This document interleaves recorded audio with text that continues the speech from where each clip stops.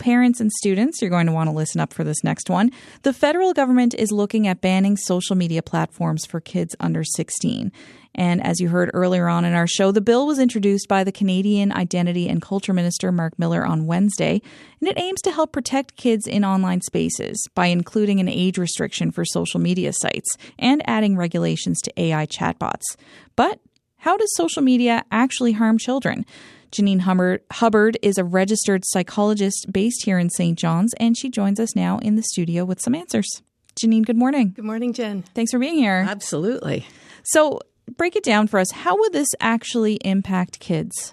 In terms of social media use in general, we know that there is a percentage of kids who have negative impacts from social media. So the range of impact can range from very severe to, very, very minimal. So I think it's also important to, keep in mind that we know there are some kids who are more vulnerable.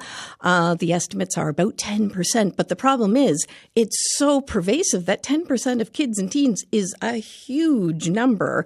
So even though, there are lots of kids who are able to use responsibly, are able to find the appropriate balance. Listen, even as adults, we have trouble setting some limits. And even when we're conscious of, right, I shouldn't pay attention to the likes, I shouldn't pay attention to the trolling comments.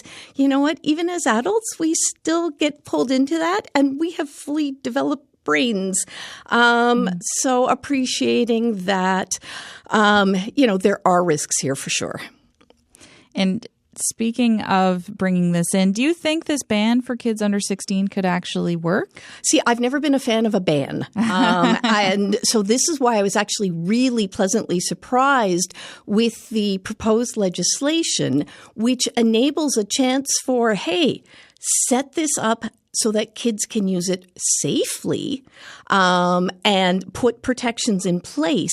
Because, listen, we've seen in Australia the ban doesn't work. Even right now, I was looking at some stats. So 86% of youth ages 9 to 11 have a social media account on platforms that require you to be 13 or older. Oh, my goodness. So, listen, kids will always find ways around an outright ban. And my biggest concern from a ban is this is a tool that kids need to learn how to use responsibly. And again, kids make mistakes. Kids, have errors in judgment. And if there's a ban, you have removed the safety net for them to be able to go to a parent or a teacher or an adult and go, I really screwed up here and I don't know how to fix it. Because if it's something that is forbidden, then they are far less likely to report that. And I really worry from that safety aspect. So this legislation has actually said we know that there are some aspects, some of the imagery, some of the repeated scrolling.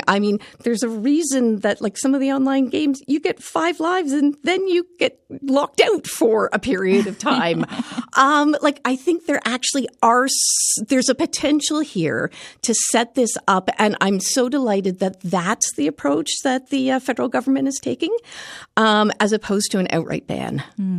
And there would be regulations there as well for AI chatbots, aside from these changes for social media.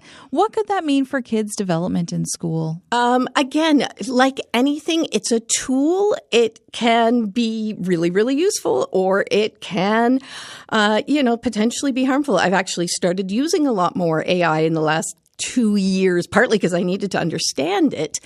And I worry about kids' abilities to learn critical problem solving because, we have it right now with YouTube. You go to the how-to video and you watch it. Right now, here are the steps explained without, kind of doing that experimental, let me see what happens if I do this or what happens if I do that.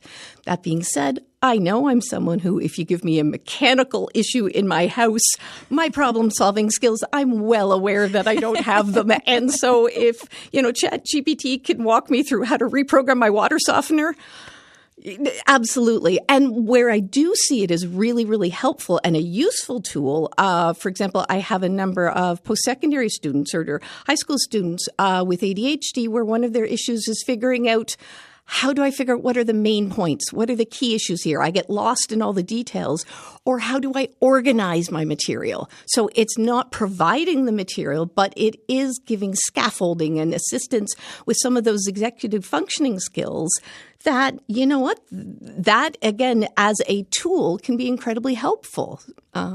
So figuring out what's the good and how are we avoiding, some of the harm, but teaching kids and teaching adults critical thinking skills. How do you look at something and determine, is this accurate? What are the sources? Should I be suspicious of, the baby polar bear being pulled up alongside the image of the boat? I got caught by that one. It happens, right? Mm-hmm. And Janine, I want to talk about that a little bit further because our brains, we're learning, they want to be lazy. They want to take the easy way out, right? And that's a bit of this slippery slope with AI. Oh, there's no question. Listen, there are fun things. I created a little song for our outgoing executive last week, and we enjoyed it at the dinner party, and it had, little verses about everybody in the room. Great fun. Do I want that replacing all of our professional musicians? No way. Do I want to be able to know what is the source of something? And I think we've started to see a little bit where, if you go on a travel website and it suddenly says, here is an AI created summary of all of the reviews we have on the site. Okay, that's informed. I know what I'm reading and I know, take it with a bit of a grain of salt. So again, those are kind of the skills that we're needing to learn and develop. But yeah, the quick answer, which may or may not be accurate, the shortcuts around some of it, obviously we have some great concerns there. And of course, as adults, we can take a step back and look at it a bit more closely. But they're implementing this or planning to implement this for children under 16. Why did they choose that age range in particular, do you think? And again, a specific age. I know you have to set an arbitrary cutoff, but the reality is, listen, there are teens at 16 who are not mature and responsible enough to be using any of this stuff independently. And I have 10 and 12-year-olds who are probably perfectly capable. Really? So again, I know we have to, same as like driving and all the rest of it, like we have to kind of do an arbitrary cutoff.